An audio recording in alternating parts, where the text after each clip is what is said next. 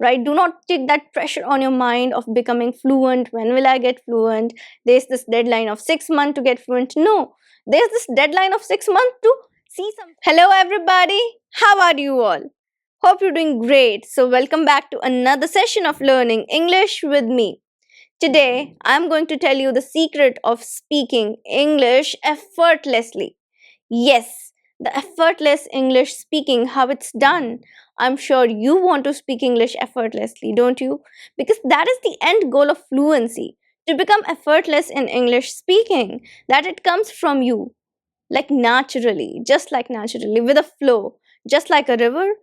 The way river flows without any efforts, naturally, just like that, you're going to speak English effortlessly. So, are you ready for today's lesson? I'm Shivangi Gupta, your CELTA certified English language tutor, certified by the University of Cambridge, the UK, and you're watching Speak English with Shivangi. Before beginning, subscribe the channel. Please subscribe the channel so that you do not miss out on any lesson.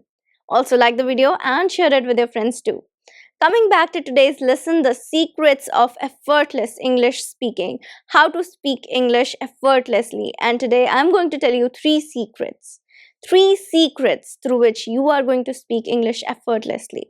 Now, what is actually effortless English? That is speaking with a flow, with a natural flow. You do not have to take so much time up to translate the sentences. You're not constructing those sentences structure in your mind. You're not thinking about it. You're not deliberately trying to speak English. Rather, it's coming up from within you, right? Naturally.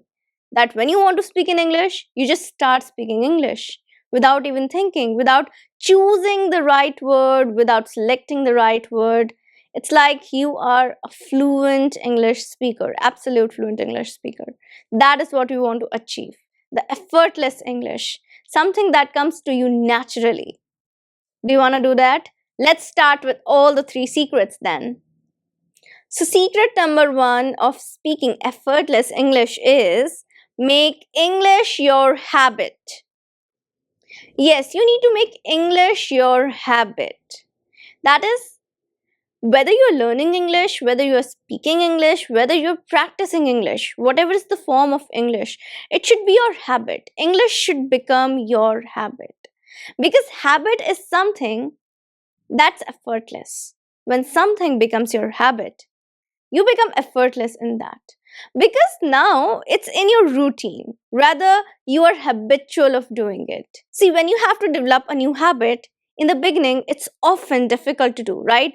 For example, you're waking up at 7 a.m. in the morning. Now you are trying to develop a new habit of waking up at 6 a.m., maybe 5:30 a.m. in the morning, right? Your schedule is changing, due to which you have to change the time. Initially, it's gonna take time. You might find it difficult to wake up. You might find it difficult to change the particular time. But slowly and gradually, you're going to adjust different things around your schedule. Maybe you're going to sleep early. Maybe you're going to change your schedule. And when you start waking up at 5 a.m. continuously, 5:30 a.m. continuously, it's going to become your habit. And then there is going to come a point, you're going to come to a particular point where you'll find waking up at 5 a.m. is no longer a task for you. It's like your body is now tuned into the time of 5 a.m. Like your body clock is now rewind and you're waking up at 5 a.m. It's habit. Now you're habitual of waking up at 5 a.m., right? So that is what we have to do. We have to make English our habit. It should be our habit.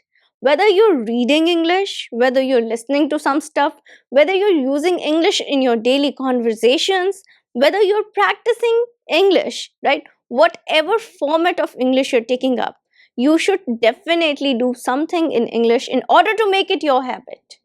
Because habits are something that are going to be there for your lifetime. Why we are saying that we have to develop a habit of English? So that we can continue using English and be fluent in English for a lifetime. And once you develop a habit of using English in your daily life, you become effortless in your tasks of using English too, in speaking English too. Because now you're not deliberately trying to force yourself to speak. Rather, because you're habitual of using English language, you're habitual of surrounding yourself with English language. whenever you're required to speak in English, you'll find yourself speaking English more naturally, effortlessly. Because now your mind is conditioned to speak in English. So that's why you need to make English your habit. Now, how to make English your habit exactly? I suggest go back and check the particular lesson on it that I've uploaded. Make English your habit. I'm telling you certain steps in that particular lesson which you need to take up, and you are going to make English your habit within no time. Believe me. Secret number 2 is expose yourself to English. Expose yourself to English. Now, when you're exposing yourself to English, that is, you have to interact with English every day. You have to interact with this language every day. Now, what do I mean by expose yourself to English? So, rather than just learning words, taking up the lists, and doing everything, you start interacting with English in natural ways. For example, reading something, you are going outside, there is a particular advertisement hoarding you're looking at. So, try to notice some words there, right? Try to notice the language that is written. Try to interact with language in the most natural way. You're scrolling through social media, use it to scroll something in English, right? Watch something in English, maybe read something in English. Expose yourself to natural English as much as possible. So whenever you have an option of choosing your native language and English, choose English. Whenever you're on social media, whether you are surfing through OTT platforms, whether it's Netflix, whether it's Amazon, whatever is the platform, maybe YouTube, choose English. You'll always have the option of choosing either your native language or English. And I suggest choose English, because in that way you're exposing yourself to English in the most natural circumstances. So that is what we have to do. We have to expose ourselves to English, the natural English. Now, there are educational videos in English, right? And then there are natural videos. For example, whatever I'm speaking right now, that's natural English. Using that educational content is very important, but exposing yourself to natural English is equally important. So you need to maintain a balance between those educational content, videos, the resources you're using, and the natural English you're exposing yourself to. So maintain a balance. Neither shift too much towards natural English nor towards just educational videos, because a lot of time what people do is they end up just looking at all the educational videos that are created for English learners, and then what they do is they are just listening to that particular article that's there for educational purpose. And for example, the environment is changing. If you're listening to something on maybe some news channel that's in English, the environment is changing. Maybe you're going to a particular app where the content is created based on English learners level, and you're just sticking to that particular content.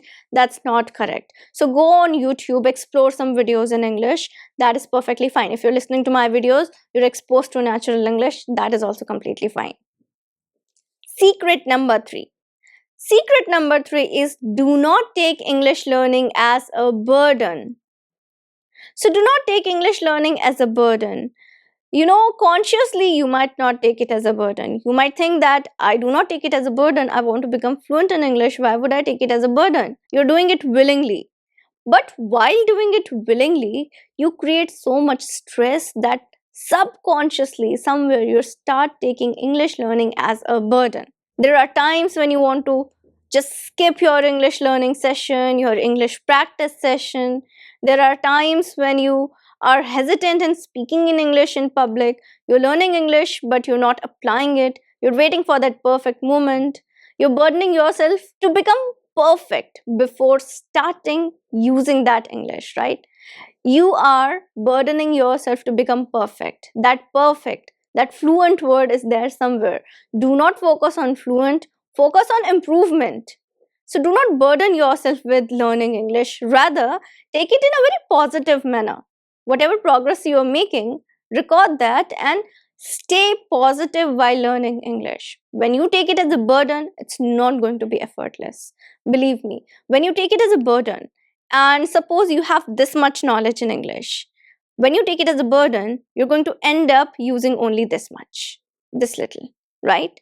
But if you are free with it, if you're natural with it, you're positive, when you have this much knowledge, you are going to display it, the same level of knowledge, maybe higher. Maybe your impression will be of someone who's at B2 level. Who knows?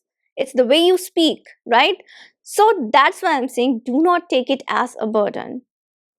Let that pressure off, right? Do not take that pressure on your mind of becoming fluent. When will I get fluent?